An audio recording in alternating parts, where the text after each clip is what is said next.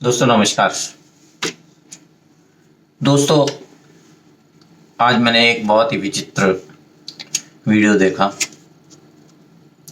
जिसमें कि कोई अभिनेत्री साना नाम से उसका एक वीडियो बहुत वायरल हो रहा है। उसमें वो सना कहती है अपने उसके हाल में ही शादी हुई किसी मौलवी से। तो वो अपनी कहानी बता रही थी और ये कह रही थी कि ये अनस अनस अनस मौलवी जी जब मेरे से मिलते थे मुझे कहते थे बहन बहन बहन बहन बहन इधर बहन उधर। तो बड़ा आज आश्चर्य लग रहा है कि वो मुझे बहन कहते थे और आज वो मेरे शौहर बन गए। दोस्तों क्या विचित्र बात है,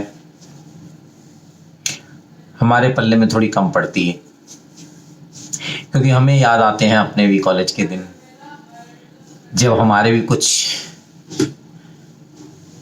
चलती थी, कशन वशन चलता था तो दोस्त मिलजुल करके एक दूसरे को किसी से भी भैया बुलवाने के चक्कर में रहते थे कि इसको एक बार भैया बोल दे बस इसका काम खत्म। तो हम लोग बहुत डरते थे कि कहीं गलती से भी ये और कहीं बोल दिया तो बस उसके बाद फिर हम चलते थे दूसरी तरफ। तो दोस्तों हम तो उस परिवेश में और उसी संस्कार में पले बड़े, ये सुनकर हमें बड़ा अजीब लगता है लेकिन सत्य है, शायद इसीलिए भाईजान बोला जाता है। तो दोस्तों ये मैं आज अपनी छोटी बहनों को, बेटियों को बतलाना चाहूँगा कि अगर कोई आपको बहन बहन बोल रहा है और अगर वो हिंदू नहीं है या सिख नहीं है या जैन नहीं है या बुद्ध नहीं है, बुद्धिस्ट नहीं है, तो आपको सोच समझ कर के ही आगे बढ़ना चाहिए क्योंकि वो आपको बहन की नज़रों से नहीं देख रहा। वो बहन के बाद में वो किसी भी तरफ रिश्ते तक को ले जा सकता है। भाई बहन की पवित्रता को वो शायद वो नहीं समझेगा।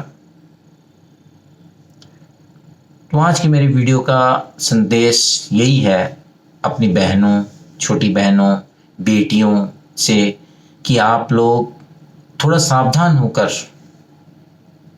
ही आगे बढ़ें। कोई अगर आपको बहन बोलता भी है तो ये जांच कर लें कि वो कोई सनातनी है या कोई दूसरे पैगंबरवाद वाले मजहब से तो नहीं है। कोई सिस्टर भी अगर बोल रहा है या बहन भी बोल रहा है तो उनके लिए आप सिस्टर या बहन नहीं हैं, वो आपको दूसरी नज़रों से भी देख सकता है। ये नॉर्मल है, ये मुझे पता चला कि ये नॉर्मल है उनके लिए। तो थोड़ा कॉशियस रहें, सावधान रहें। और दोस्तों एक और बहुत ज़बरदस्त आज बात हुई है कि भारत ने सार्क की मीटिंग को कैंसिल कर दिया। ये सार्क जिसमें कि south Asian association of regional cooperation, ये जो एक छोटा सा फोरम बना था इंडिया और इसके आसपास के कंट्रीज़ को लेकर, जिसमें कि अफ़गानिस्तान, पाकिस्तान, बांग्लादेश, नेपाल, भूटान और श्रीलंका, इनका एक कॉपरेशन था, रीजनल कॉन्फ्रेंस था।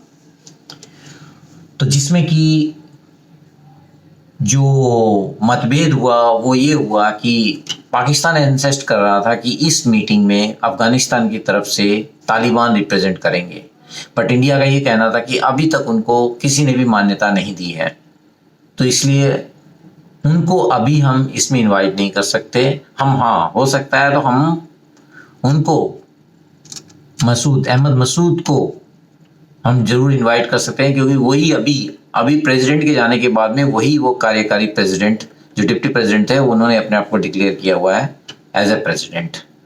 तो अभी तो उनको मान्यता मिली हुई है, तो हम बुलाएंगे तो उनको बुलाएंगे, अदरवाइज हम किसी को नहीं बुलाएंगे। बट पाकिस्तान अड़ा हुआ था कि नहीं तालिबान को बुलाएंगे। बट दोस्तों अगर एक बार बुला लेते तो वो जो मान्यता हम लोग नहीं दे रहे हैं उनको, या वर्ल्ड ओवर उनको मान्यता नहीं मिल रही है, तो वो एक तरह से उनको इनडायरेक्टली मान्यता देने वाली बात हो जाती। तो इसी बात पे इंडिया ने मीटिंग कैंसिल कर दी है, जो कि एक बहुत ही बढ़िया स्टेप है। पहली बार ऐसा हुआ है कि इंडिया खुलकर किसी के अगेंस्ट में खड़ा हो गया है। ढुलमुल नीति नहीं है, स्पष्ट क्लियर नीति है कि हम तालिबान के आचरण को लेकर हम खुश नहीं हैं और हम उसे मान्यता नहीं देंगे। और हम अगर मान्यता देते भी हैं या हम सपोर्ट भी करेंगे तो हम जो निर्वासित जो पंजशीर में हैं सालेह जो डिप्टी प्रेसिडेंट थे अब्दुल गनी के बाद, उनको हम देते हैं। बहुत क्लियर कट पॉलिसी है। आज की डेट में इंडिया की बहुत एग्रेसिव पॉलिसी भी है। और अभी आज ही शाम की न्यूज़ में ये भी पता चला है कि यूएनओ में जब तुर्की ने कांग्रेस का राग अलापने की कोशिश की या थोड़ा बहुत अलापा भी, तो तुरंत इंडिया का रिबटल आ गया, क्योंकि उन्होंने उसके जो एडवर्सरी देश है उसको सपोर्ट डिक्लेयर कर दिया।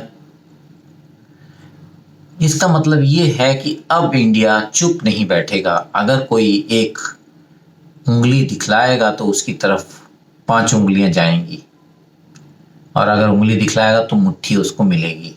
तो इंडिया ने टिट फॉर टैट करना सीख लिया है। एक और एग्जाम्पल बहुत ज़बरदस्त अभी हाल में ही देखा हमने, जब ब्रिटेन ने हमारे लोगों के आने पर प्रतिबंध लगाया, उनके वैक्सीनेटेड होने के बावजूद भी उनको बहुत सारी रिस्ट्रिक्शंस लगाई, तो विद इन 24 आवर्स इंडिया का स्ट्रॉन्ग रिस्पॉन्स गया और ब्रिटेन को अपनी वो पॉलिसी को चेंज करना पड़ा। तो दोस्तों ये छोटे छोटे इंस्टेंट्स बताते हैं कि अब इंडिया सॉफ्ट पावर बनना नहीं चाहता। अब वो अपने हक को, अपने राइट्स को असर्ट करता है, जो कि बहुत ही खुशगवार चेंज है। We are thankful to this leadership कि डेफिनेटली अपना कुछ मादा, अपना कुछ गट्स, अपना कुछ असर्टिवनेस वर्ल्ड को दिखला रहे हैं। और यही होते हैं साइंस एक उभरती हुई ताकत के, एक उभरी हुई ताकत के। नमस्कार।